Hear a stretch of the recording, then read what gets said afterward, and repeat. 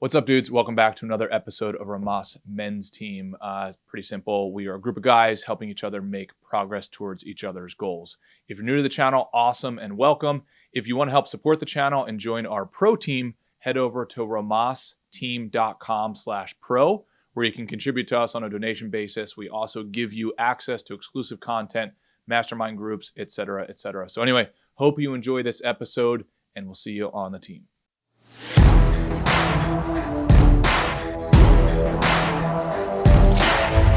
Mr. Ray, what's going on, brother?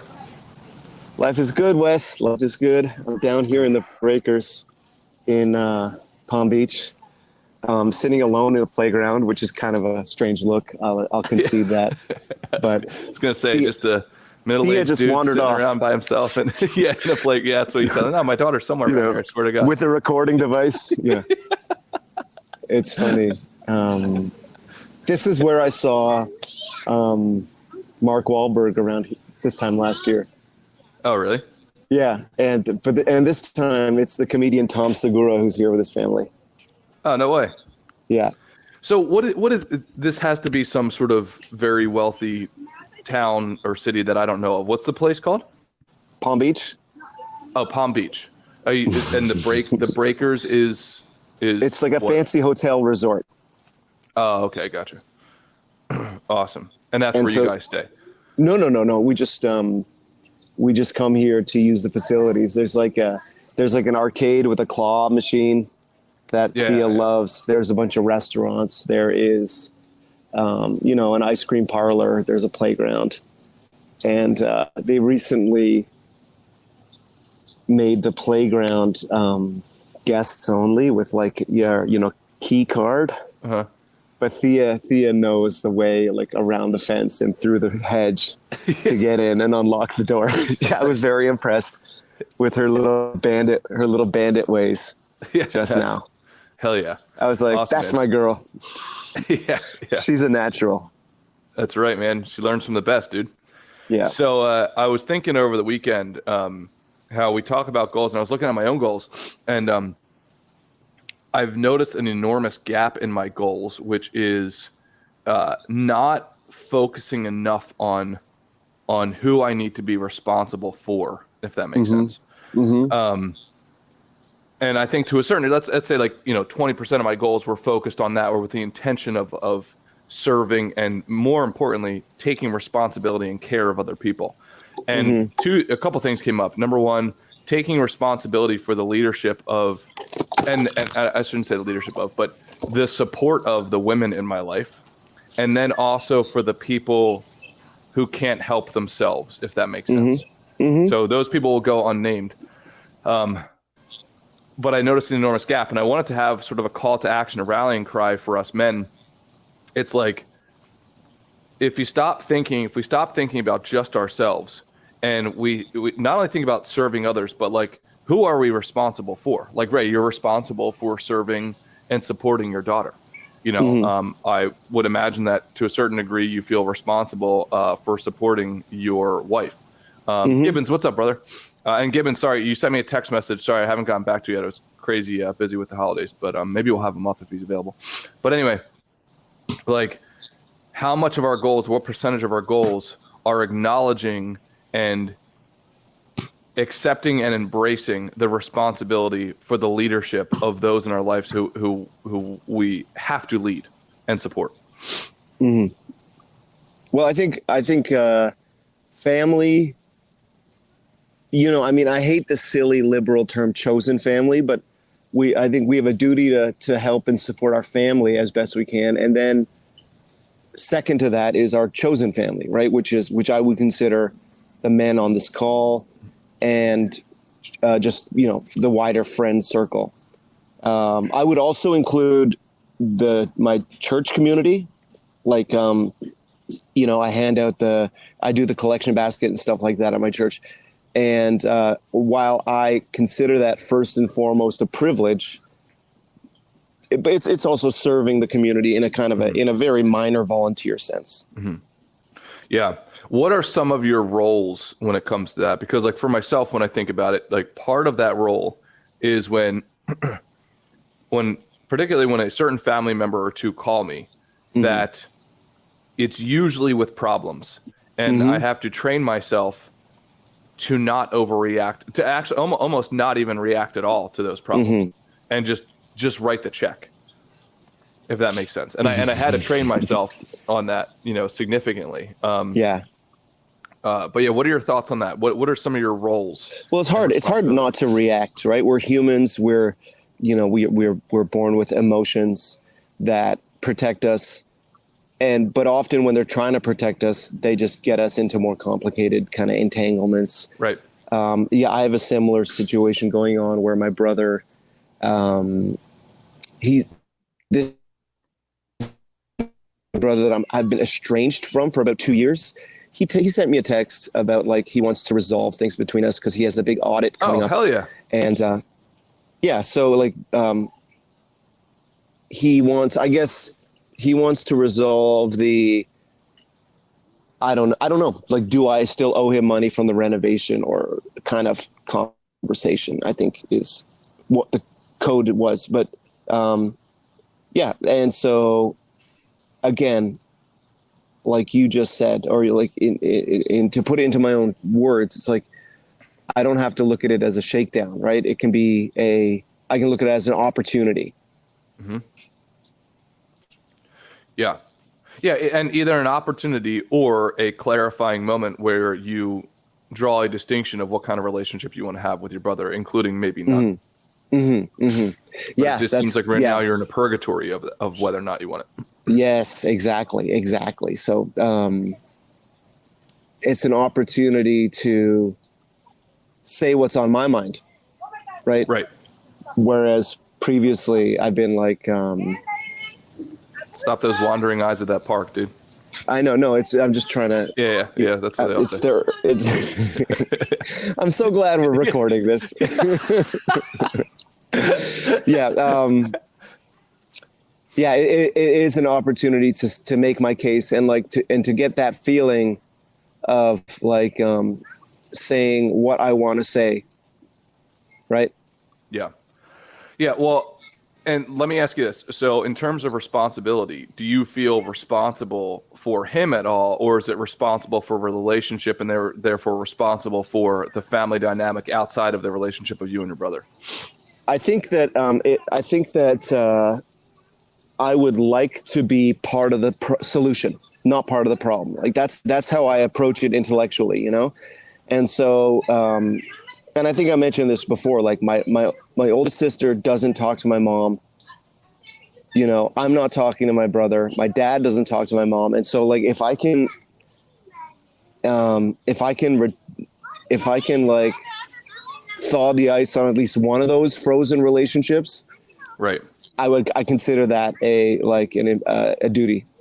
Well, yeah. And I almost wonder if there is a role to be played there of almost like family coordinator, like a leader in the family that gives, and I say this in air quotes, it gives instruction to the family of the North Star goal is to have a cohesive family that can grow in culture together. But not everybody is taught how to do that. Like there has to be boundaries put in place. You have different personalities just by extent, like they're humans. So it's like maybe there needs to be somebody who says to each one of these people, and I have the same issue in my family, by the way. Here is how to behave inside of the team of a family. Yeah. You don't have to like each other, but you do have to love and respect each other. Right. Like we only need to get together a handful of times out of the year, and it's for everybody. And you're going to wish you would have done this when you were 90 years old. So like, let's have a structure. Right. But it's not easy, Wes. It's like, oh no, because like, we all have very highly developed egos, and when I play these scenarios in my head, like the automatic narrative is me delivering the Clint Eastwood one-liners to devastating effect, right? Yeah. And sounds like an excellent opportunity, though. It is, and you know what? I'm actually reminded of the way you coached me through the argument I had with my neighbor. Where that was all egos flaring and raging, right? And I just had to think about the kind of man I want to be. And how much better I felt after apologizing, and not requiring an apology on the other side. Right. And it sounds like there almost might need to be some role breaking. That's my assumption. Like, what's role breaking? So I don't have any siblings, so I don't know, but I have been in similar situations where it requires role breaking, where it's like, an easy example in a family is like, oh, you're the kid brother, you can't be leading the pack because you're not the eldest, something like that. And that even in there requires some skill. Yeah. Requires moving ego, requires not paying attention to certain comments, requires serving people's best interest and also those short-term interests to get the long-term play. It's actually a pretty cool opportunity you have, in my opinion. It 100% is. And it's the challenge is that it's just easier to do nothing. Yes. And yet let another year go by, another 2 years, another 5 years. Oh, yeah. Yeah. And therein lies the responsibility. It's like, it's easy to do. It's easy to do, very hard to do. But who else is going to do it? I mean, how many years of data do you now have?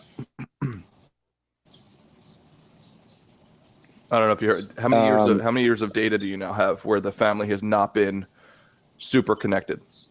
How many years of data can I draw a conclusion from? Yep. 20. Yeah. Yeah. I mean, it's amazing how often families don't have a guiding book or guiding constitution. Yeah, something, right? That says like, this is how we behave. These are the non-negotiables. And then it just leads to chaos and, everything's fragmented, et cetera. And the funny thing is probably every one of your family members is saying the same thing. They are. Like, I can imagine it's like a kind of a weird sitcom scenario where, like, at the same time, in 5 different houses, we all say, I'm the leader of the family. You know what I mean? And there's nobody else. And this is what I should do, but not today. Yeah. Yeah. And I wonder almost even that word comes charged, because if you could imagine, if you go to a group and you say, hey, I'm now leading, right? You're probably going to get some sort of resistance versus I'm going to try to coordinate everybody together. You can use euphemisms and different, synonyms for leadership. And let the actions speak for themselves. And then eventually the narrative will be, Ray is clearly the leader of this family. And even that's neat. It doesn't fucking matter, right? It just, what matters is the end result. Yeah, exactly. And I think that the leadership function requires humility to start with, right? It's like, I'm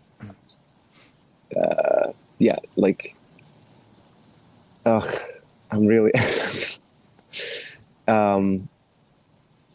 like I said, it takes humility to start the healing process, right? And I think with my neighbor, the only way I'm going to be able to do it is to admit and accept my role in the dysfunction and ask for forgiveness. Oh yeah. Dude, the thing about leadership is everybody wants the results, the rewards of the leadership. The awards and rewards. Everybody wants the title and the accolades, but nobody wants to do it. Why? Because it's not a fun job. It is not. And oftentimes it requires being an emotional punching bag, right? An emotional outlet. So an emotional punching bag where people are going to call you names. And you're thinking in your head, like, dude, I'm doing this for you. You ungrateful piece of garbage. That's what goes in the narrative in your head. But then you have to know that it's like, yes, you're doing it for them and you're doing it for the whole group. And they just don't know enough to know that you're not the one to take it out on. Right. So, and then it requires humility where you have to downplay oftentimes your intelligence, your position, et cetera. And then you have to often do the administrative work. And then you have to play the persuader as well. Like it is not an easy task to lead a family, to lead a business, to lead a church group, to lead a volunteer group. Doesn't matter. It is not an easy job. And that's the dirty little secret about leadership is like, you probably don't want to do it. Yeah, it's like 5%. 5%. Other people's sides and we got stuff like that. It's like 5% visible upside, right? Or like Right. glory. And it's 95% like doing the admin that nobody else wants to do, like the accounting or the Yep. janitorial. That's exactly right. And then it requires a certain amount of resource, contribution. Like for my family, there's a certain amount of capital that I have to output, and that it is not a fun amount of capital. Same thing for the business, and I'm telling you, like The risk, right? Like you're without a talking doubt. about, yeah, we're talking about risk and reward and how, like the reward is the top of the iceberg that you can see above the waterline, but the risk is like the gigantic part below. Oh yeah, yeah. Well, and then the other part of like where you try to coordinate everything, and it's relatively delicate. Like, okay, you got your brother to agree he's going to come to the family dinner or whatever, and then which took 10 years to mend, and then all of a sudden you go to this other family. Well, I'm not going if he goes. It's just Yeah, like, yeah. and it's like, why? Where all of a sudden is this conflict coming from? Oh, why didn't? And then all of a sudden it's like you have to go back to the drawing board. You have to re-coordinate. And what you want to tell this other person is like, just shut your mouth. Just show up. Just don't do anything. All I'm asking you to do is to do nothing. Just bring your human to this thing and do it. And no, you can't do that for some reason. Yeah. So, and for them, it's just a whim. It's just like, that's just how I feel. It's like, dude, I've been working on this for 10 years. And you're about to blow this up. Of course, I'm making this situation up for you, but like you get the point. No, right? it's pretty like spot on, dude. And it reminds me of like a wedding where, like, I've been to so many weddings now that I know my job is just to make the day as easy as possible for the bride and groom. Rather than like it's like an all you can eat, all you can drink dance party. Rather than complaining about where I've been seated, rather than complaining that I can't bring this person or that person. Oh, dude. We had a big work event not too long ago, and as you could probably imagine, like coordinating, it wasn't a ton of people. Coordinating, let's say, 10 people, and 10 people over, let's say, 6 days, and there's probably 13 events during those 6 days. Well, you start to add up a lot of combinations and permutations of how those things can align. And we do this one thing, and this one person turns to me, and he's like, "Wes, you told me it was." You didn't tell me to bring a jacket to this event. And it was like what I wanted to say was the fact that you're even bringing this up right now, right? Like just shows how little you're thinking about, like the level of detail that I would have to think of to remember to tell you to bring a jacket, which would remove your responsibility of knowing the general weather scheme of Orange County during this time of year. Like, I wanted to go off on this person. But what do you have to do there? Because you're in a group, you want the thing to go well. Hey, I'm sorry, my bad. I dropped the ball. It should have been my highest priority. yeah, exactly. And so tell me, so I guess we're gonna be going to like Christmas parties and holiday parties, for the next month, right? And so tell me, how did your Thanksgiving go? Were there any flare-ups? Nope. Everything went smooth? Nope, all good. I've noticed that within the family, if I can solve for the financial piece, it removes a large part of the stress. And that's where I was saying, like as much as I don't like writing certain checks, writing those checks does have an effect of relieving the family of certain stress. Right. And I guess in the cost benefit analysis, it's like you can make a case that it's worth more to relieve the stress than to I can make a case to myself and to all of us. Like, what am I complaining about? It is my honor and my opportunity to grow as a man to be able to provide that one resource to the family. Like, yeah. Not oh my gosh, I've worked so hard. It's like, well, why the fuck else would you work? Yeah. If you've been giving a skill of being a hunter, then why are you complaining about bringing back the meat for the tribe? Right. I don't understand that complaint. Right. Yeah. It's it's because it's like it's human nature to complain, I guess, right? Yeah. It's like we have that emotional instinct serves us somehow, but it can not serve us, right? Like, do you know what I mean? Like the getting your back up is designed to protect you and protect your resources. Yep. Right. But you're required to do an extra step of analysis saying like, well, is this, how does the sense of community? Right.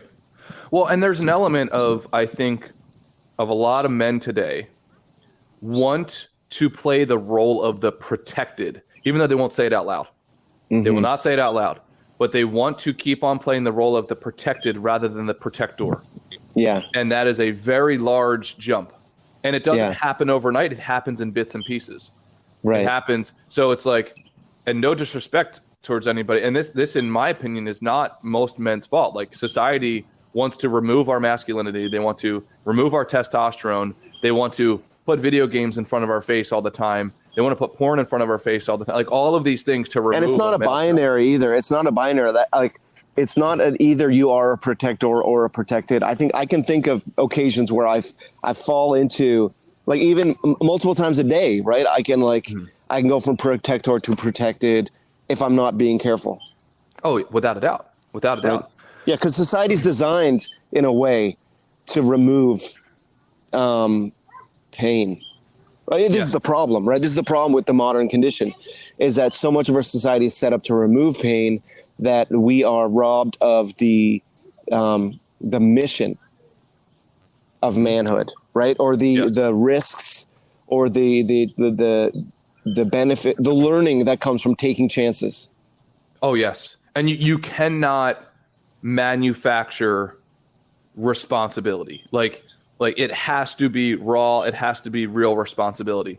Mm-hmm. And if you are complaining about the way your mother runs the household while you're living in the basement, that is a problem, right? That is a protected human pretending somehow that he's the protector and that he has got any say about what goes on in that ecosystem. Mm-hmm. It's like, once you start paying the bills and once you start having a house of your own and once your mother moves in with you, then it has the role reversal of now you're the protector, and yes, now you can say how the ecosystem's run. It does not work the other way around. Yeah. And Troy's saying he's living there. Yeah, Troy, and there's a difference. And I don't know if you're complaining about your mother's household or not, but it's like, and Troy, congratulations, because I think he said he's moving to Japan. Troy, let me know if I'm wrong, in January. But anyway, to the point, right? Like, as men, we are being pushed more into becoming the protected. We need to get back to becoming the protectors and adopting all the responsibility. That's not pleasant. It is not pleasant. It's not fun. Yes, it looks good on paper. It looks good to talk about, but it's not fun. Just fucking accept it. But I will tell you, it is not fun, but it's extremely rewarding when you one day get to know yourself as the protector, not the protected. 100%. Yeah, it's a call to action in my own life. What I'm hearing from you is like, and like the small ways, like at the tiny way, for example, that I can show leadership is that, like, at the end of the night when I just want to put Thea to bed, and go look at my phone to take the 15 minutes to read her, a few pages of Harry Potter. I know I bring this up all the time, but it's like, that is like,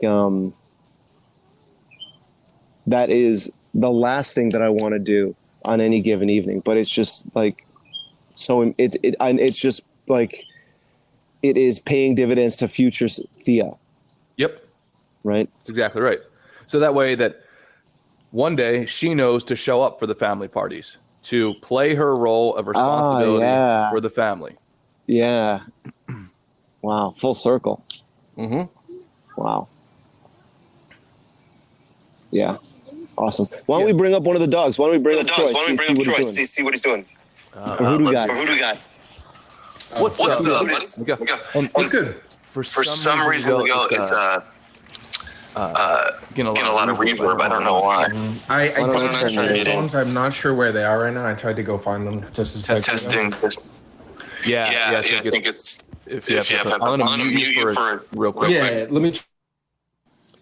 I saw Miguel on Dad Meet, and he slayed it, man. It was awesome. Oh yeah. Yeah. Awesome. Looking forward to hearing the story. But yeah. What was he talking about on Dad Meat? Well, he was just kind of telling his life story. Like it's a 2-hour pod, right? One in public, and one on the behind the Patreon paywall, and it was just like a lot about his journey as a comedian.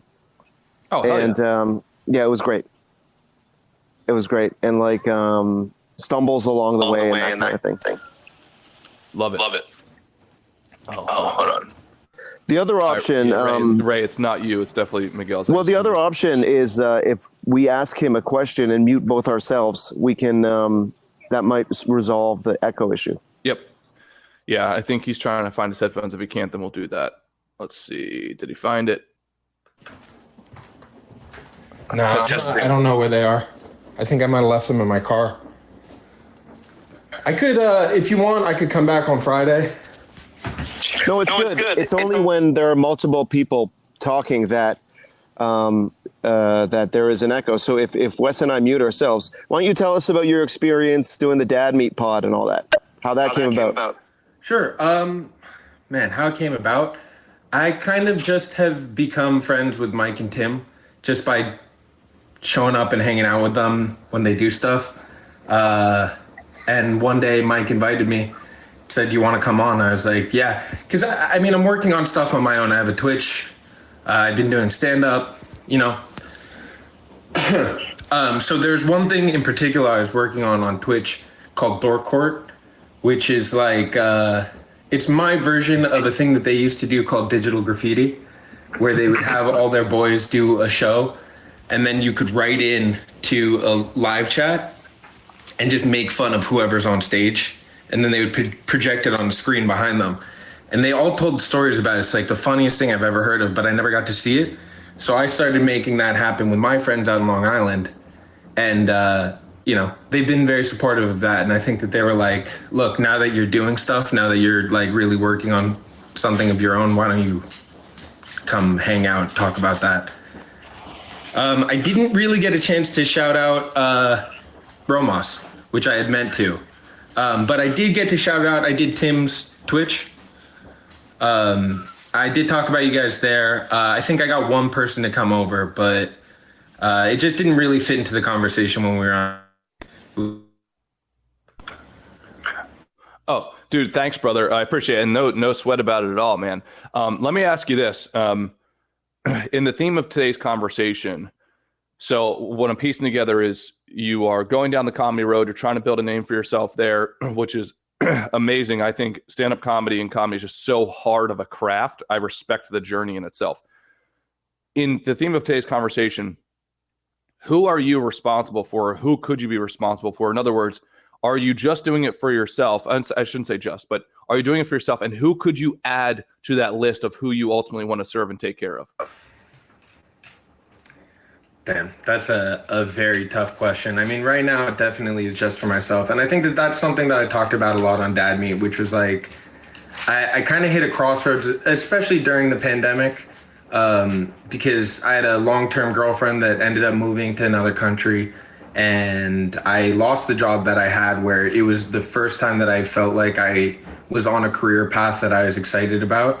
And then it just kind of watching that path crumble before me made me realize like I wasn't operating on a set of personal values at all. I was doing what was expected of me and doing it at a decent enough level that I was like, okay, well, I've got accomplishments here and here, and as long as I continue to maintain this without fucking up, you know, I will continue to be successful in the way that is expected of me. And then once all those things kind of fell away, it was like, well, how do I value myself, and what are the things that I actually aspire to? I didn't really have anything. I didn't have a set of things that mattered to me. So this has been in a lot of ways a pursuit of that, a pursuit of like, if I didn't have a job, or if I didn't require a source of income, what would I be doing that like had any sort of personal meaning? And then that kind of took me on this path. But as far as taking care of anybody else, really, it has been an incredibly selfish period of more trying to figure out how to take care of myself and how to not sort of judge myself based on the expectation of my parents or whatever.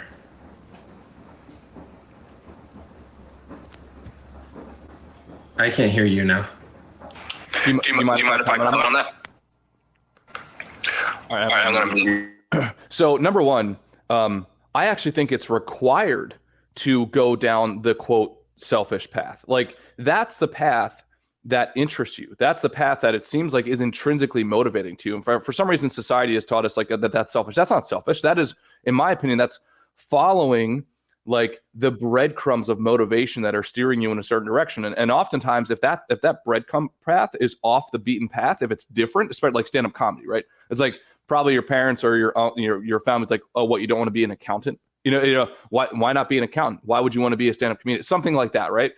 So when those breadcrumbs are off on a beaten path, I think there tends to be an element of like, oh, stop playing around, kid. You're being selfish, right? Like that's not realistic, blah, blah, blah, blah, blah, blah. But it's like, funny enough, probably the people that we all look up to are not in a realistic fucking path, right? That's not a realistic thing. But it's also very predictable. Like if you go down that path for long enough and you work hard enough. So I would argue against you in a respectful way as a brother in this fight. It's like, dude, to me, that's not being selfish. That is paying attention to what your gifts are and what your interests are. Then what I'm asking you to do or consider is how do you expand that? How do you get so good at that path where the circumference can expand to take care of those around you? And dude, I'm super sorry to hear that your long-term girlfriend moved away. It may have been one of the biggest blessings that you could have ever had. I would also say that like if you look on my coffee mug, like two of these people here that I serve is my future wife and son. So I don't have those yet. So I would say for you, maybe it's a consideration of I will do so fucking good at this and expand my circumference of competency and therefore compensation to that one day I will have that wife and that son or whoever that is for you, or I will take care of my parents. So even though you might not have those roles filled now, it's like the path that you're following takes a long time for it to come to fruition. So why not start now and build in to take care of those people? Yeah, I mean, well, that's a good point because there is no, I mean, in the short term, there's no foreseeable path towards compensation. At the very best, within the next 5 years, hopefully it'll pay for itself because it's becoming an expensive hobby. The more I want to stream, the more equipment I need, the more investment I'm making into it. But right, it's kind of like if I'm gonna try to find a way to make this like a primary part of my life, then it will take years of building to make it something that could actually benefit not just myself but anybody else that I want to have as part of my life. Which that's also kind of thrown me for a loop itself. Like a big part of this path is trying to figure out what my feelings and goals are in that respect. With that girl that left, like we still had conversations all the time about like she's getting a PhD in like molecular biology. She's like doing real shit with her time. And, it was always like, well, once you're done, once you're less busy, once you don't have to live in another country, we'll try to find a way to meet back up. And then she saw like part of my Dad Meet episode and just laid on me like, you're not the person I thought you were. This is fucking disgusting. I don't want you part of my life anymore. So, I have to get a sense of what it is that I want from another person as far as support and understanding. At the same time that I'm trying to figure out how I would be kind of responsible for protecting or taking care of anyone else. Well, let me ask you this, if you don't mind, and thank you for sharing that because that's super vulnerable of you. Do you feel, or does part of you feel that her critique was warranted? Or is it just, hey, this is just me, and if you don't like it, then it's probably better that we don't continue a relationship? It's a little of both. Like I understood where she was coming from. I wouldn't like to see that if she was on there talking, because I was talking about sex. I was talking about like girls that I've hooked up with, stuff like that. I was trying to be funny, so I was being outrageous and gross. And I'm sure that there's other people that saw that and were not thrilled about it. She was just the one that reached out to me and said, "Go fuck yourself," which whatever. She doesn't understand what I'm trying to do, and she never did. She was actually always like very critical of this pursuit, and she kind of, I guess, for a long time felt like I was only doing it because, I don't know, for some ulterior motive, like I wanted another girl or whatever it was. Like she felt like it kind of, I don't know, that I was building a new life without her once she was gone, that she didn't really recognize, even though, I mean, I always was pretty like obsessed with watching these things. Like I was always like wanted to go to shows, and I wanted to like show her podcasts I was listening to and stuff like that. And I don't know. I think she wanted me more to be in support of her and not to have my own journey that, doesn't really relate to what she's working on. So it probably is good. Ultimately, it's probably good to just say, all right, look, we're on completely different pages. We have a very different set of ideas about what we're like hoping to achieve. And we don't really have a sense of what the other is attempting or accomplishing. Like, I don't know what she's doing in school. I get it because I went to school, but like I never did the level of science that she's getting into. So I think, and she's always kind of resented that I don't have sort of the admiration she would expect from me towards those goals that she had, which I had plenty of admiration. It's just that it doesn't mean, because my values don't align with her, it never really meant as much to me that she was going to get her PhD. I said, that's cool, that's great. I love that you're doing that. Get after it. Don't make a decision based on me. Make it based on what's best for your career. But we just didn't relate on those kind of terms. Yeah. What up? MFG, what's up, brother? And I'm sorry, I'm playing like the muting game because Miguel's audio is giving us reverb. So real quick, MFJ, what's up, brother? Okay, so Miguel, if you don't mind me commenting on this, number one, it does to me, if you don't mind me saying this, it sounds to me like you're still interested. And it also sounds to me like she's still interested in you. In my opinion, she would have not have reached back out if there was no point in doing that, right? Like she wants to emote to you for some reason. Now, whether that's good, bad, or indifferent, it also sounds to me, if you don't mind me saying, that I would imagine you both do have a lot of underlying similar values. It just might not be at the level of resolution of like the occupation. Like you almost couldn't get more opposite, right? Like stand-up comedian, molecular biologist, right? Like, but I would say going through the argument stream down there, it's like, and I've seen this a lot where, a very high, a high achieving academic will kind of look down or frown upon a lower form of occupation when we don't want to go down that road, because it's like what I could argue on your side is like you're providing happiness and laughter to humans. Like what could be more valuable than that? Like that is a very high form of value. But I don't think that there's cheese down that tunnel. Like I do think, however, that in my opinion, probably some of the stuff that she's saying is valid, right? Like her underlying concerns, right? Oh my gosh, the guy that I love, who is supposed to be a leader of potentially a family with he and I one day, is going down and he's messing, he's fucking off on a road that's like going to be fruitless. It's like, for that, I would say it's that whole copywriting line of, they laughed at me when I told them I wanted to learn to play piano, but then when I started to play, it's like, yes, the burden of proof is on you to prove that route will be fruitful for a family, in my opinion. But like, that's where every single day you have to prove that.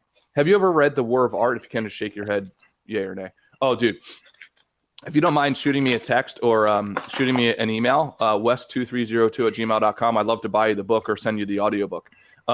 So west2302@gmail.com. Gibbons, I would be certain, has read The War of Art. Dude, that if you apply that book of sitting down every day and doing your craft, whatever that craft is, whether it be stand-up comedy, finance, art, doesn't matter. Every single day, sitting your ass down and proving those around you wrong, that you actually can turn this into an occupation, I'd highly recommend that book. So then I would say also, if you do want to reignite conversations with your ex, I would highly recommend the book, and I can send this to you as well, called 8 Dates by John Gottman. We've talked about it on the cast before. That will be a way, if your ex is open to it, and if you are open to it, to having conversations of value and seeing where you guys overlap. But that book is broken down workshop style, like, hey, here are the 8 conversations that we need to have to see if we can build a future together. So both of those things. Number one, prove her wrong, and I say this respectfully, prove her wrong and prove everybody else wrong of doing your fucking work every day, treating your occupation like a profession, not an amateur, which we'll get from that book. And then if you really want to focus on this relationship or potential, right, like read that book and do the book along with her or your future partner. Does that make sense? And I'll pause there and I'll unmute you. Yeah, I mean, it sounds good. I don't know. The thing is, we've broken up enough times that this might be a good time to create a separation now that we're kind of both bitter at each other, because she was mean. She was belittling. She was like, you're a fucking loser. Everything that you're doing is fucking embarrassing. This sucks. And I was like, you know what? I get that you're mad. Like, I get that you heard something that made you feel gross inside. But at the same time, like, this is very cool. This is probably the greatest, like, accomplishment for me on, like, a personal level that I've ever felt, like, proud of something that I did. Where to not have her, and she already was not supportive when I told her I was doing it. She was like, oh, cool. And I was like, you can't even pretend, you know, like, even if you don't still have feelings for me, even if you just, like, remember how much I cared about this before, like, it's weird to have that sort of, like, rejection of the thing that is important to me from her.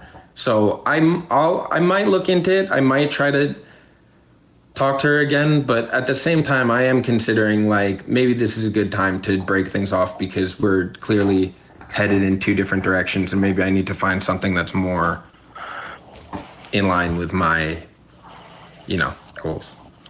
Oh, dude, 100%. Can you hear me? 100%. Actually, the prescription that I gave you would actually work for anyone. So it's like, if you decide to not talk to her ever again, I would still recommend the same thing. Like, work your face off, develop yourself as the professional that you know you can be. And then also get really good at relationships. Like, those 2 books, I'm telling you, man, are phenomenal. And if you made the decision, I don't want to talk to this human anymore, then hell yeah. Like, good for you. Like, a decisive course of action is important as long as it's the right thing for you. No, yeah, you're right. That makes sense. And I think that probably there's plenty of work that I need to do in terms of relationships. Otherwise, I wouldn't have gotten to this point. So that's probably a good idea. Especially to get a sense of what it is that I'm actually pursuing in a relationship, because that's probably where I'm the most lost. And that was something I talked a lot about on Dad Meet, because I had, during this time when I was trying to figure out what my values were, I talked to a therapist and he had me take this test where he said that kind of like, it seemed like my only concern was sex. It was like the only thing that was driving me, because I didn't really care about work anymore since I lost that job. I didn't, have great relationships with, certain people that would replace that. So it was like kind of the only thing that I was working towards in life was something that would be attractive to a girl.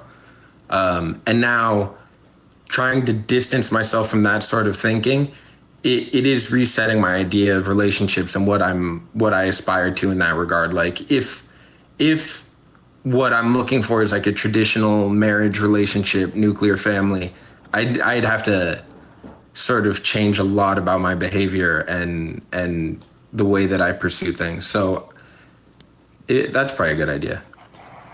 Yeah, and this is where I think it's a cool conversation of, like, look, you're a good-looking dude. You don't have any problems in that category, as I can imagine, and from picking up on. So, and you could keep on going down that road if you want to, in my personal opinion. And it's like, I wouldn't judge you if you did. I do think there's a higher sense of purpose if you choose to go down the road of, like you're saying, a nuclear family and again, becoming the protector. But I do think it's a decision. I don't think it should be pushed on you. I don't think it should be, oh, this is what society says, therefore you should do it. But I do think there's a reason that society values it.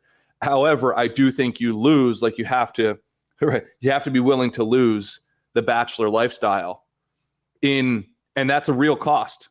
Like, trust me, I'm very aware. Like, that is a real cost, man. But it is one of those things where it's like, once you decide, you have to cut it off and not go back there again. To your points earlier, like, dude, the stuff that you're talking about on the Dad Meat podcast, I wouldn't beat yourself up about it. You're doing exactly what you're supposed to do in that profession and within that context. That is locker room talk given out there to the internet. And that like, good for you for being vulnerable enough, because that's what makes it interesting, right? Like, if we're willing to talk about things that you're not supposed to talk about on society. Now, the downside is society can then listen into it, which is exactly what your ex did. But it's like, dude, own it. Like, that's your profession. Be a fucking professional and own it and deal with the consequences, which is exactly what you're doing. And it sounds to me like you're ready for that next level of responsibility. I don't see any reason why not. It also sounds to me that the universe is giving you hints that this is where you should go, right? To me, it doesn't sound like a coincidence that you were fired from your job, or like that the path is opening up. It's showing you, and now it's just a matter of whether or not you want to take it. Yeah, I think those are all good points. Thanks to the boys in the chat, Troy, Lucas, any of you guys that said something. I do really appreciate it that anybody saw that and said that it was cool. Yeah, I think you're right. I think, there is a big point of, like, she didn't understand it, and that other people are going to see it and not understand it. And that I kind of just have to compartmentalize almost the feedback of people who aren't aware of what it is that I'm attempting, versus like the feedback of people who are supportive of it, and it's what I am aspiring to. Figuring out how that's going to play into my exploration of relationships is going to be a tough one to figure out. So I think that, I probably do need some help on that. And these are things that I have not said out loud. So I appreciate you guys, giving me a chance to work through these ideas in my own head, and also, talk through them with you boys. Oh, dude. Well, number one, it's a pleasure and an honor. We're all going through a different iteration of this, and the cool thing is it doesn't stop. There's actually, just so everybody knows, I just stumbled on Netflix last night. Who's that comedian? He's Jonah Hill. I think is that Jonah Hill? Jonah something. I can't remember. He was in Superbad. He was one of the main characters of Superbad. But anyway, he's got this Netflix special that's with him and his therapist. I haven't watched all of it. I watched like the first 10, 15 minutes, but it's actually really cool. And the therapist gives different models and ways of thinking that I thought was outstanding. So if you guys want to check that out, I think there could be benefit to that. Dude, if you don't mind me saying, Miguel, number one, thank you for sharing all of this stuff. Like I said, we're all going through the same journey, just different versions of it. Number two, I would be very curious what would happen. It's like, if you were my brother, yes, you have other issues going around like we all do, like, problems with the girl, like these other unknowns. I would say that I would ask you what would happen if every single morning, if I had a camera over your shoulder, would I see you working for 2, 3, 4, 5, 6 hours a day, whatever that is, whatever your commitment is to your craft. And I'd be curious how much of that how many issues or how many things that would solve for you in the future if you focused on that, becoming the man that you could be through the use and the development of your craft.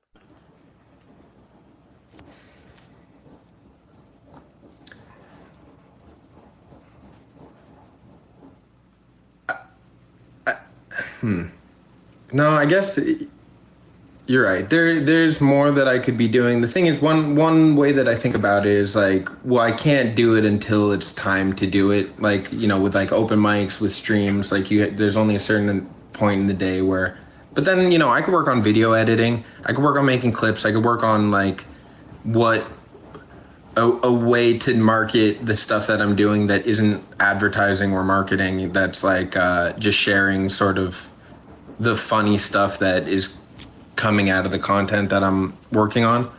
I think that you're right. I probably need to focus on that more. I need to be putting in more daily work than, just when I get excited about something. But at the same time, I don't know that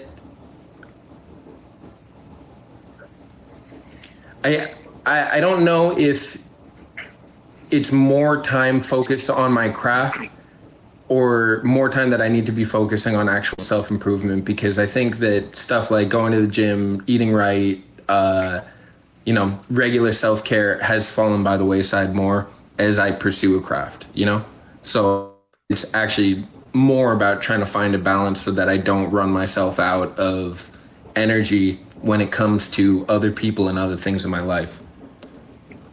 Oh yeah, dude, I want to be very clear. Absolutely. Well, I've gone down the path of working 100-hour plus work weeks. I'm telling everybody from my experience, that is not a fruitful path. So that's not what I'm recommending. And actually, you look like you're in shape. So yeah, in my opinion, that's the number one thing. Like, take care of your physical health first. There's no doubt about that. But how long does that take a day? Half hour to an hour and a half a day, roughly. So in my opinion, chart out what you want the day to look like, and pick whatever the number is. It doesn't matter to me if it's 2 hours a day, if it's an hour a day, if it's 5 hours a day. But what is that non-negotiable amount of time daily? Maybe taking off on Sundays or Saturdays or whatever. What's that non-negotiable amount of time daily where you are going to be purely focusing on building your skill at your craft? Now, I do not want you to be out of balance by any stretch of the matter, because you're just going to break at that point, right? If you don't take care of your physical body, well, guess what? Like, you're signing up for a heart attack or some sort of, whatever, right? Like, that's non-negotiable. But what is the non-negotiable amount of time to spend on your craft every single day? Actually, let me pose it differently. Think about who your idol is in, let's say, stand-up comedy. Who's your idol, and who would be your number one competitor? And what would they do, right? Whatever motivates you more, either pick a competitor or pick your idol. For me, competitors really help. So it's like, what is my competitor doing every day in this zone, right? In this area of a craft, what is he doing? How many hours a day is he spending on this? Or if it's more motivating for you, what is my idol? Whether it be, I don't know who, Jerry Seinfeld, I'm just picking a random comedian, right? Like Jerry Seinfeld. What did it take him every single day? So who's the person who you idolize, and what did they do every day to get where they were? And that should give you some rough framework of what it would take. Yeah, I do like the idea of finding a competitor. I tell people all the time about your Hugh Jackman theory. I love that. I don't know who my competitor would be. Maybe I do need to spend more time thinking about, like, other people. Maybe, what other people are doing. What am I competing with someone? Who, and if I am, who is that? Like, what are the terms of competition?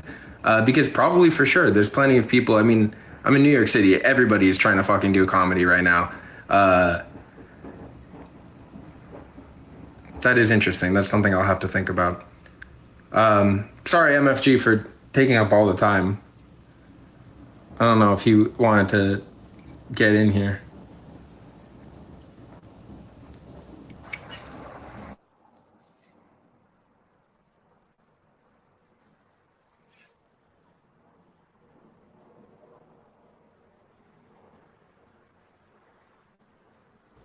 Sorry.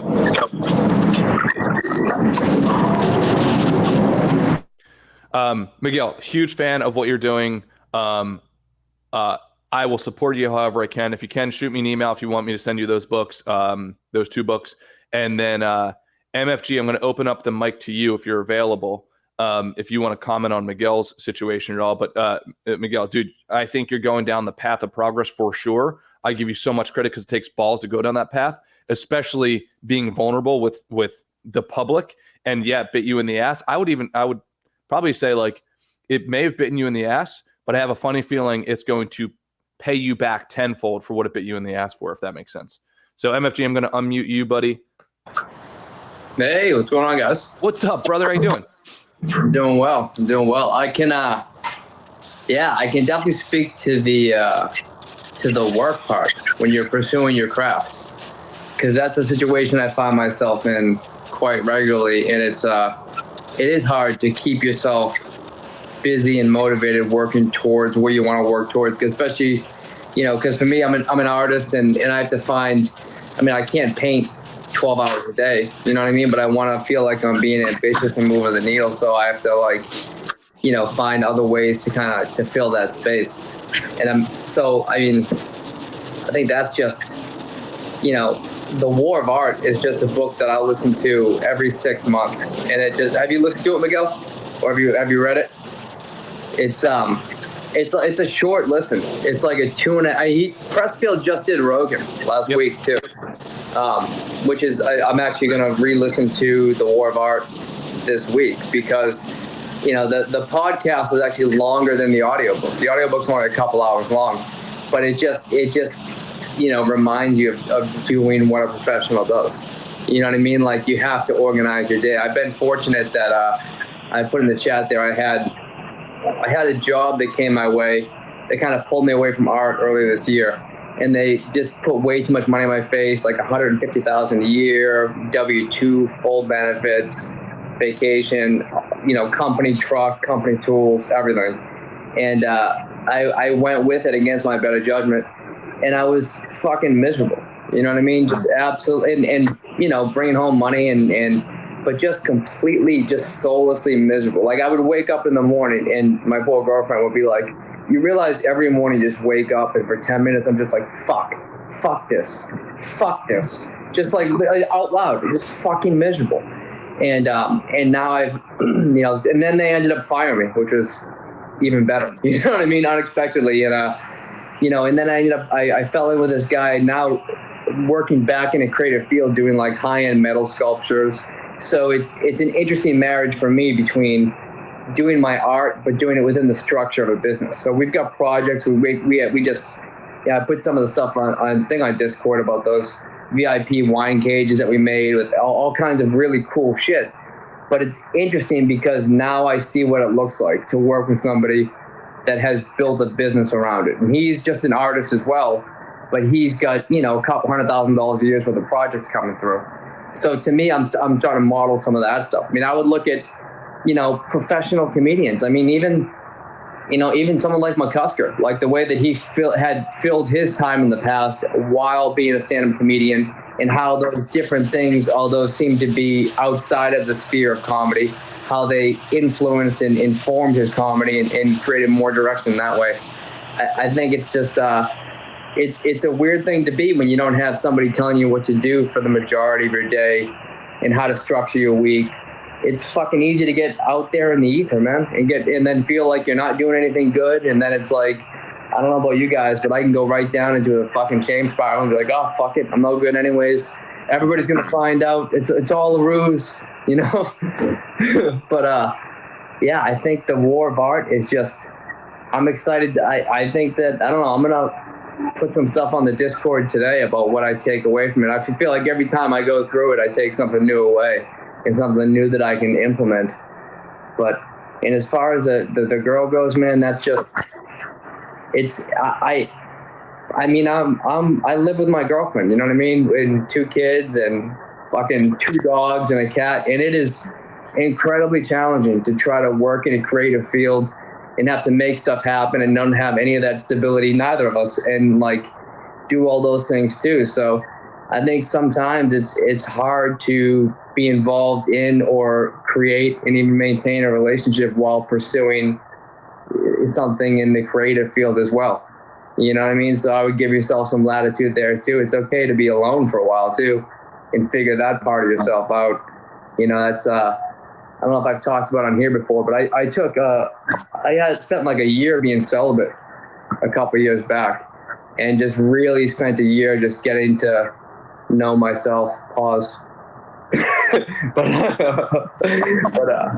but but yeah, just getting to actually like to figure out who I am when I'm just by myself and not either trying to keep sniz or chasing it. You know what I mean? Like who am I just by myself, for myself? And that I think there's value in that. And I think that it's, you know, in the past I've just been a serial monogamist and kind of just always run from one relationship to another, always be in pursuit and just to allow myself to be, I think was pretty important, you know? So I don't know if that's something you've considered, you know, moving forward, but. Hell yeah, man. I'm gonna unmute you. MFG, thanks for all that feedback. And if you don't mind, don't hop off. I want to see that nice piece of art behind you. But Miguel, I want to give you a chance to respond real quick.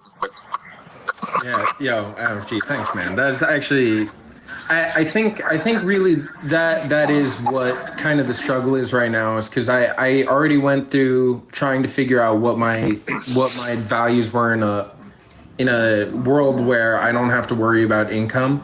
But then now it's like, all right, don't have the expectations of my parents or family or what professors or whoever it was that kind of guided my idea of what my career path should be. And now not basing myself off the expectations of a girl or a significant other in that, you know, respect, where it's like, well, what then isolated of, you know, what is attractive to other people, or what is, I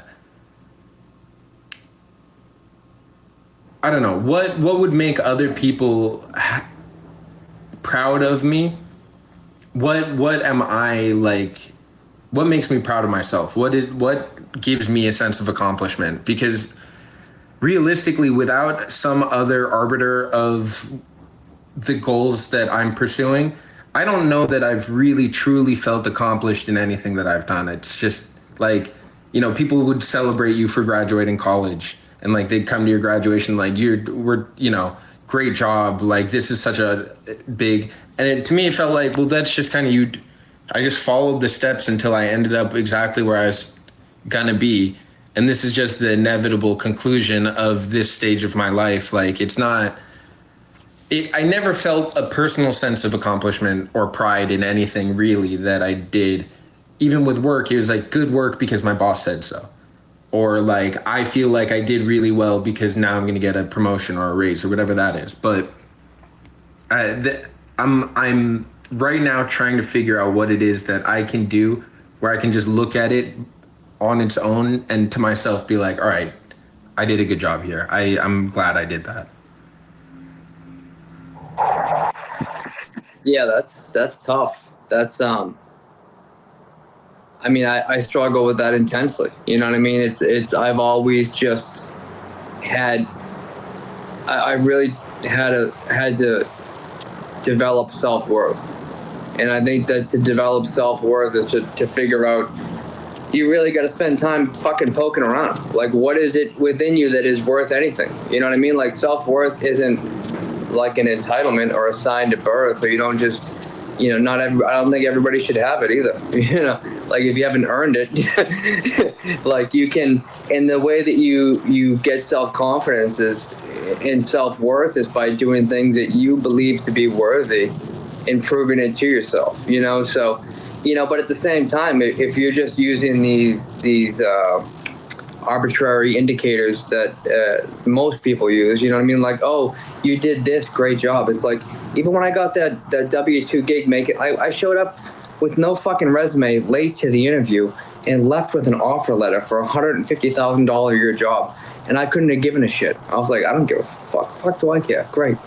Oh, good. I got to fucking go to a job. Like, that was, to me, it was like not the indicator of success. And I feel like a dick because I know so many people would have been like over the moon. That's their goals and dreams.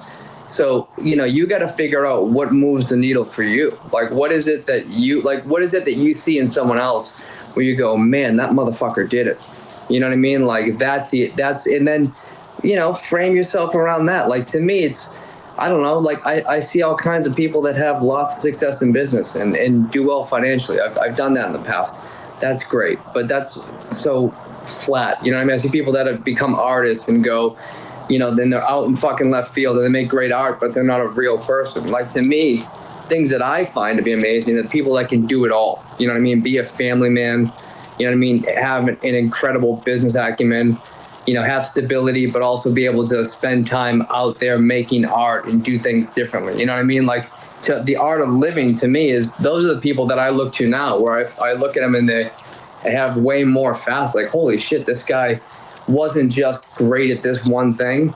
He did it all. Like, that's what I want to figure out. Those are my goals now. So I don't know if that's different than most people. Most people want to just compartmentalize and just go, okay, I'm going to make this much money so I can buy this much freedom or Band-Aid this way. You know what I mean? Like, very few people are spending time figuring out, like, okay, what can I do to make myself feel in a way that I can have the money to get the things that I want, but I don't need to get things or external validation to feel whole. Like, in the way of living in your truth, right?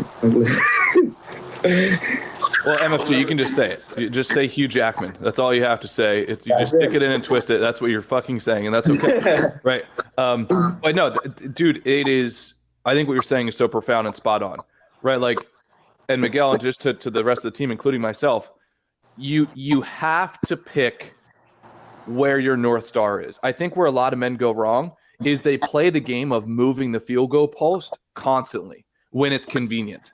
Okay, no, that's not any more the goal anymore. Why? Because it's hard, right? Like, the first step is like, pick where you want to fucking go.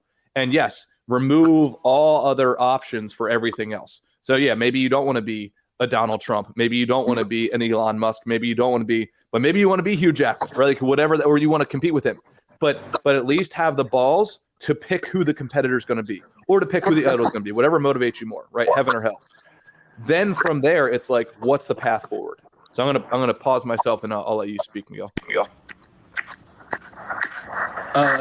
MFG, one thing that I really loved about what you said is the art of living. I think that's why I love the Dad Meat guys so much. And it's funny because they've gone through, I mean, even bigger struggles by far than myself. I'm just kind of at a crossroads of figuring out my personality. But like, the way that they've been able to kind of conquer all the different aspects of their life so that they're kind of fulfilled and complete aside from their aspirations creatively, that is something that is, I mean, very cool. And like, you know, I've talked to them about that endlessly. I've listened to the program episode probably 10 times, you know. That's why I come back to this. I mean, also, I used to be in this group when it first started, and I kind of would pop in and check out. The one that Matt Gunther, when I met him for the first time in person, I met him at one of Shane's shows at Helium, and he reminded me about this. And that was when he was at his just like most jacked, you know, like when he was programming like an absolute motherfucker. So he convinced me to get back on that. And I think it's so good to have, like, even if you can only make one of them a week, just to have the weekly check-in to be like, well, what am I in pursuit of? What are my goals? What are my ambitions? And just have the accountability of being like, are you living up to that, or are you pursuing that? So I think that this is really sick. I appreciate you guys a lot. But I think you're right. I think that it is about trying to figure out more than just, once I think I've got an idea settled in my head of how I want to pursue a craft, then I can sort of include other people or how that would work. But yeah, I think right now the issue is figuring out how to authentically pursue what is of value to me. And then I'm from there going to have to branch out to, okay, well, if I have an established like set of values that I'm working towards, how do I live that out while incorporating, an actual life around me?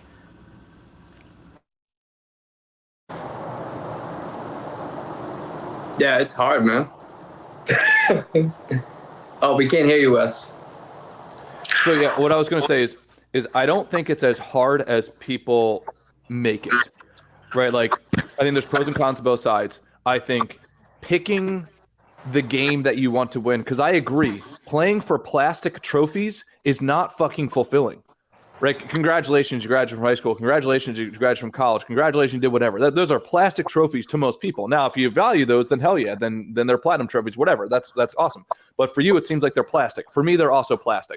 I have no interest in playing other people's games. Now, I had to play certain games, and you have to play certain games just because you need a certain baseline level of education, et cetera, right? But now you're in a space where the path is not given to you, but you have to pick the game. You have to win at a game, and you have to win at the game that you want to win. You are not relieved of the responsibility of picking that game. And that's what I think, exactly where I think you are right now. In my opinion, if you were my brother, it's like, pick your fucking game, right? And in my opinion, don't make it more complicated than it needs to be, right? Like, you are a certain age right now, you probably already know the game that you really want to play. I'd say there's a significant probability. Now, you might need to refine it along the way, right? But it's like, just like who is that idol? Who is that competitor that you want to, and go towards that fucking, go down that path, right? And that in that path, you said you need to take out a certain amount of time of like self-improvement. For sure, take time out for your health, like no doubt about it. Like, get in the gym or get whatever gets you healthy, get out and run out, whatever it is, right? Then from there, play the game that you really want to play, knowing, and I just heard this from an Olympian on the Rich Roll podcast. I thought it was great.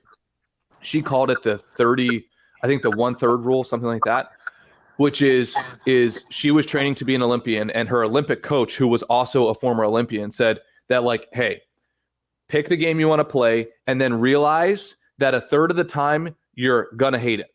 A third of the time you're going to feel relatively vanilla about it, but a third of the time you're going to love it. And as long as it's roughly that ratio, then you're on the right path. Don't go down a path, think that you're going to love it all the fucking time. As MFG could probably tell you, right, like, there is a real war of art, right? It's a fucking war. There's a reason for that. It is not a pleasant journey, right? Like the majority of the way, or at least a percentage of the way. But not picking your game is not acceptable. It's non-negotiable. And also, too, once you pick your game, fucking pick it. Like, and don't get swayed by it.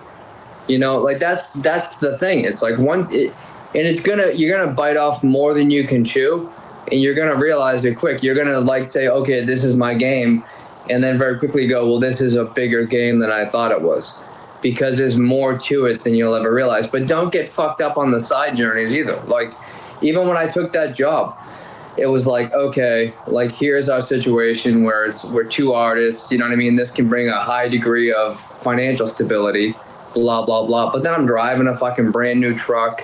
I'm, bringing home a couple $1,000s a week. And then I'm starting to fall back into that. I changed the game I was playing. I was starting to get pulled by the money. I was like, oh, well, then if I just did this, then I could do this. Well, I guess it would be. And then I completely fucked myself. But it was a great opportunity to see that, like, you have to reinforce what you're doing with daily action and live in that space. It's once you pick what you're going to do, you're going to have to change it a bunch of times down the way. It's going to be micro adjustments. The good thing is you're doing it by yourself, I assume, single or no kids. Great. Like, I'm trying to do it with a fucking house, a mortgage, you know what I mean? Like, my girlfriend, 2 kids. It's just a lot, 1,000 miles away in a new place. It's a lot to take on, but it's manageable. You can figure out every little step of the way. Pick your game, like Wes says. Realize that you're going to pick the macro game, and the micro is going to figure itself out. You know what I mean? If you keep your focus on your North Star, then you'll know what's right to do and what isn't right. You know what I mean? But find ways to just put the work in every day. And in a way that when you put your head on the pillow, you should never have to. If you're in charge of you, then what the fuck is there to be fucked up about? You know what I mean? Like, at the end of the day, you should put your head on the pillow and be like, all right, I did everything I could do today. I moved the needle. I did this. I did that. And I think that's the hard. It's just going to be challenging, especially with pursuing your art full time. Like, I know, for example, with when I worked in the financial industry, you can look at your commission statement every month. You can say, okay, I did this. Here's the results. You know what I mean? I can look at my calls and say, okay, I made this many prospecting calls. I got this many appointments, made that much money. with art, you got to find a way to break the work down. You know what I mean? So to me, I'll set timers and say, all right, I'm just going to work for this long. Like, honestly, the worst thing I'm dealing with now is my current project is organizing this massive studio, you know?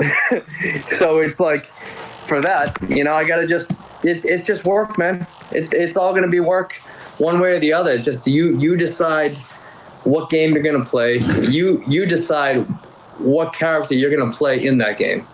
Like, are you going to be the guy that begrudgingly goes through the process? You know what I mean? And encounters all kinds of resistance? Or are you going to be like, I try to just, you know, say shit to myself to remind myself, like, I don't complain. You know what I mean? Like, I try to be the person who reinforces, like, all right, I'm not going to complain about the game that I chose to play. You know what I mean? And just fall in love with the whole thing. And like Wes said, a third of the time, it's going to suck shit. You're not going to want to do it most of the time, you know, but the payoff is unbelievable, you know? I mean, how do you like, because Wes, I know that what you do is there's a lot of stuff that goes in, especially with the seminars, all the stuff on the front end that you don't see for a while. How do you fan that flame through your process? Oh, we can't hear you. Such a rookie at this shit. So there was one conversation that literally changed my life from a career perspective. And I had that conversation probably 8 years ago. And it was my buddy. And I told him, I said, hey man, you know, you should consider doing this. You're so good at this thing over here. I know you're doing this thing over here, but you should do this thing over here. And he told me, and he's like, dude, I gotta tell you, Wes, he's like, I think you're right.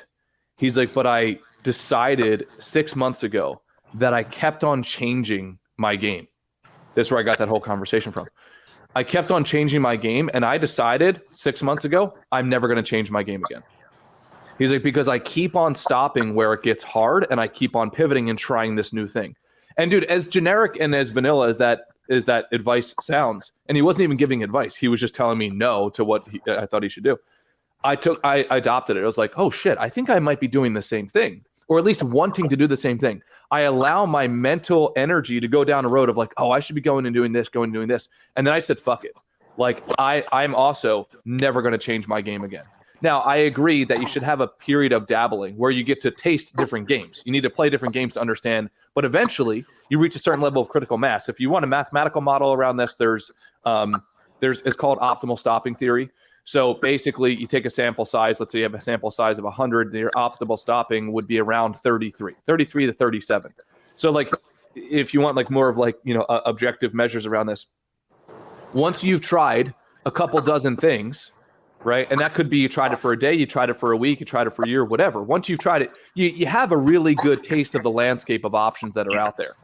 Okay, well, once you have that, it's like pick your fucking game and don't change it. Just go deep with it. And dude, when he had that conversation with me, that changed my life like forever. So now it's about not changing my game, not doing what's different, but going through the different dimensions. Like if you look at Shane, I was talking to Shane not too long ago at Matt's wedding, right? Like this is one of Shane Gillis's skits on YouTube, right?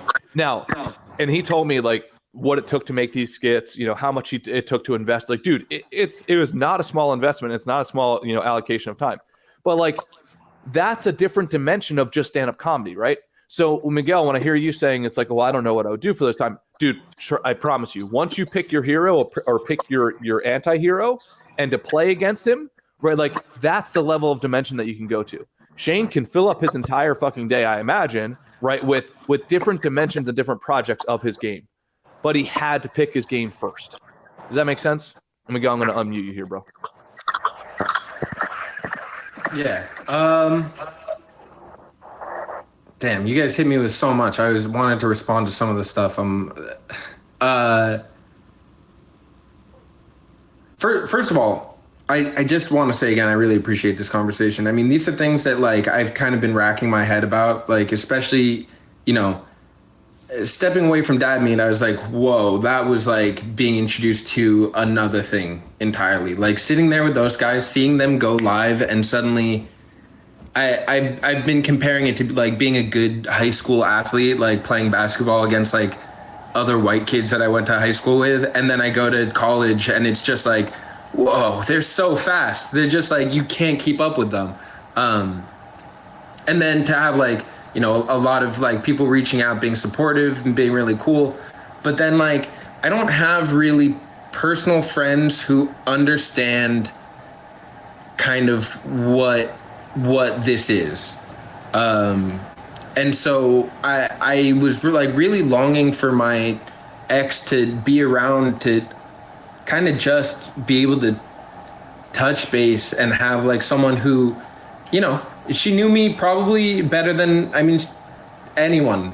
We were together for a long time, and, you know, we had a very strong relationship for a while, where it was like, I wish I could have this person to kind of check in with and then like contextualize everything that's going on, and for her to instead to be kind of the opposite. It was throwing me for a loop, and I just didn't have anyone to talk about it with. So to have you guys to listen to this and to kind of give me feedback is super helpful. I really, really appreciate it. And I'm gonna have to spend a lot of time thinking about the stuff that you guys are saying. I am starting to get an idea of who I'm in competition with also.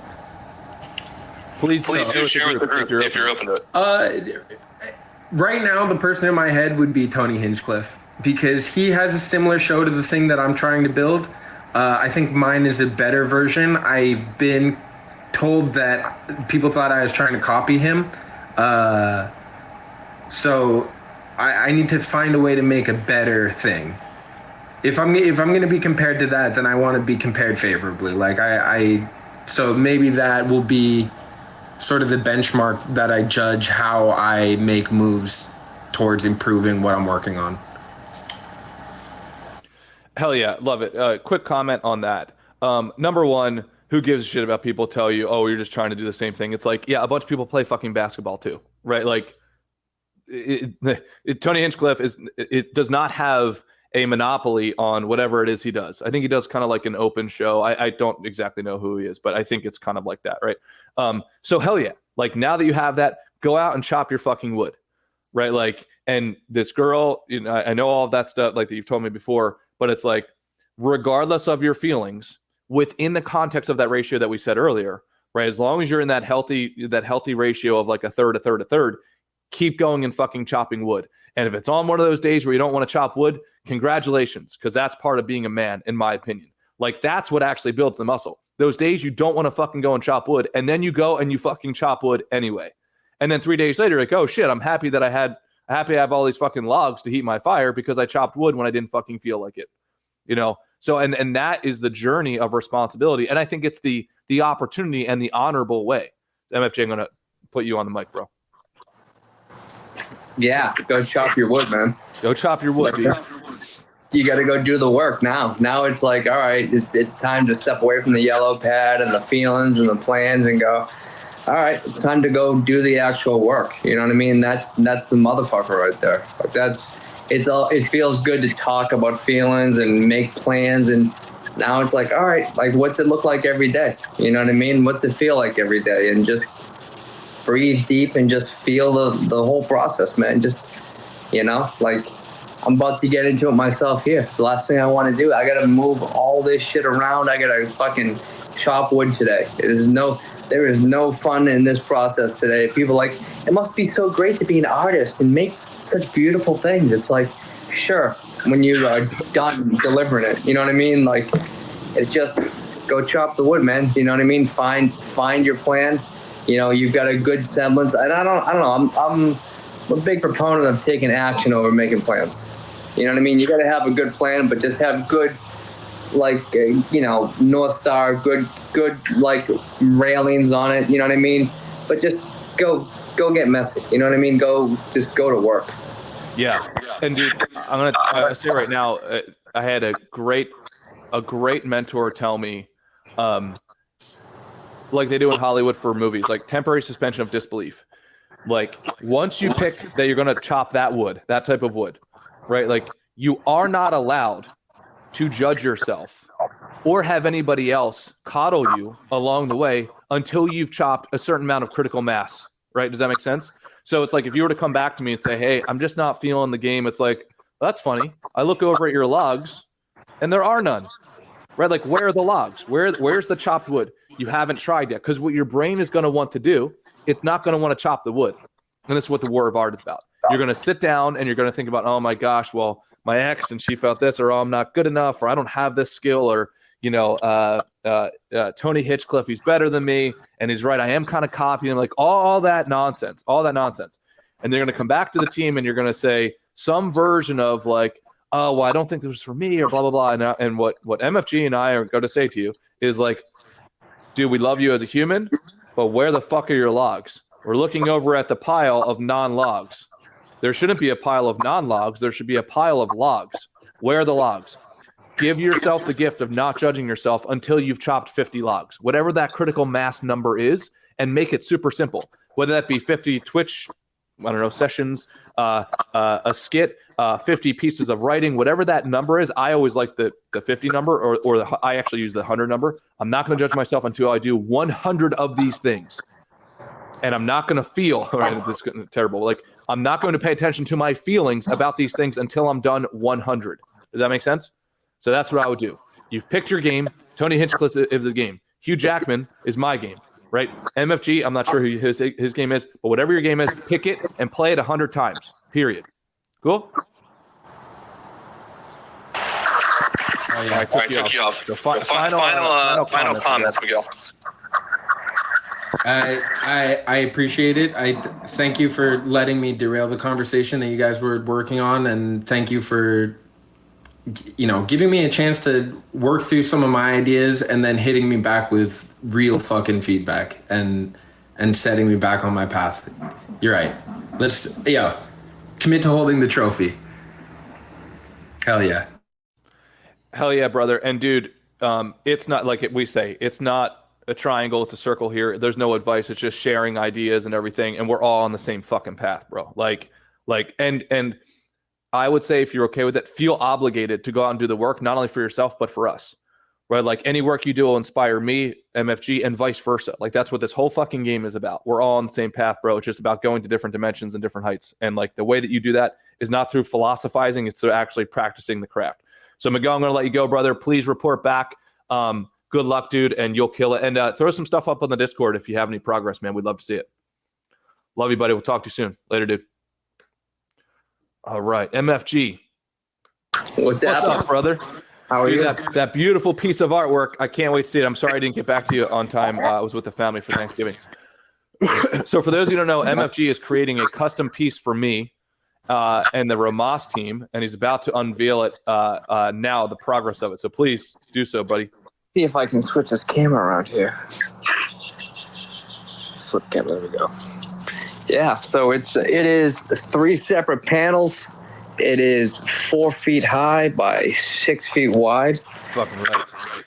And it's got multiple layers to it. Still, I got a few more things to polish up on it that I want to get changes. But I really I wanted to integrate the idea of order and chaos with all of the key tenets in a way that that really kind of is long lasting. You know what I mean? That carries, and I don't know. I'm excited about it. I think it's going to be once it's got its final form. I think it's going to be something that you'll have for a long time and move anybody that sees it in a way that they're not going to understand. Hell yeah, brother. I love it, dude. Love you for doing it. Thank you so much, man. So for those who know, MFG is doing a custom piece for me. And I wanted to incorporate all of the holistic areas of life for a male to go on his journey. So all of those pieces, we'll have MFG break it down one day when it's finished, if you're cool with that, MFG. Oh, hell yeah, I'd love to. But dude, thank you, brother. I really appreciate it. That's a huge gift and special thing for me in my heart. So thank you, bud. I appreciate it. Oh, thank you. And also too, we'll have to talk, but I think I've got a few other pieces that I think need a home in your personal house that are cool. Especially with women that I think will move you for real. Okay, hell yeah, man! I'd love to take a look at it. Hell yeah, dude! Thank you for sharing your journey. Thank you for what you're doing for me, and thank you always for what you do for the team, brother. Absolutely, man. It's a privilege and an honor, man. We're all on it together, dude. I appreciate you guys. I need it just as bad as everyone. Hell yeah, me too, buddy. Any parting words of wisdom, bud? So I'll go chop some wood. Hell yeah, brother. All right, dude. Love you guys. Have a great fucking week. Talk to you at the end. Later.